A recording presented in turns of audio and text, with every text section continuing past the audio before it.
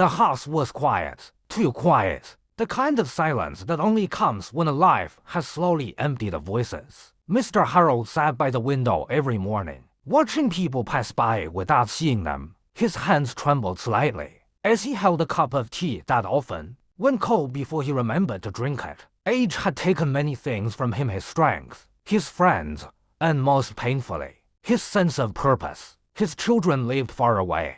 Phone calls were rare and short. Days blended into nights, and nights stretched endlessly. One rainy afternoon, a knock came at the door. It was the local shelter volunteer, soaked and smiling gently. Beside her stood a dog, gray around the muzzle, with tired but kind eyes. "This is Max," she said. "No one wants him because he's old. You thought maybe you'd understand each other."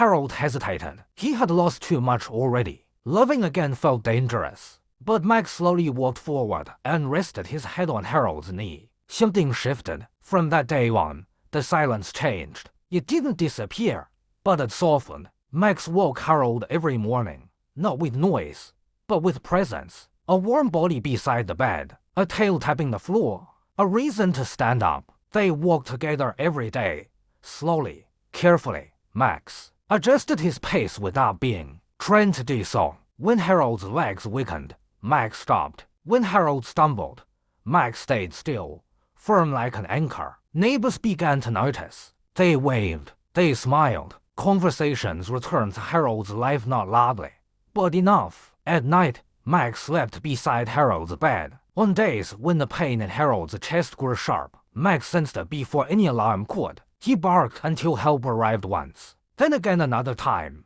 Doctors said Max had likely saved his life, but Max did more than that. He reminded Harold to eat. He reminded him to go outside. He reminded him that being old did not mean being invisible. On winter evenings, Harold would talk to Max about his past, about love, mistakes, and the fear of being forgotten. Max listened without judgment. His eyes never looked away. As months passed, Harold's body grew weaker, but his spirit felt lighter. He began to write again, short notes at first, then letters, not to send, just to remember who he was. One evening, as snow fell softly outside the window, Harold sat in his chair. Max curled at his feet. His breathing slowed. His hand reached down, resting gently on Max's fur. "You stayed," Harold whispered. Max lifted his head. The room was peaceful, warm, full, and though age had taken almost everything from Harold, one thing remained. He was no longer alone.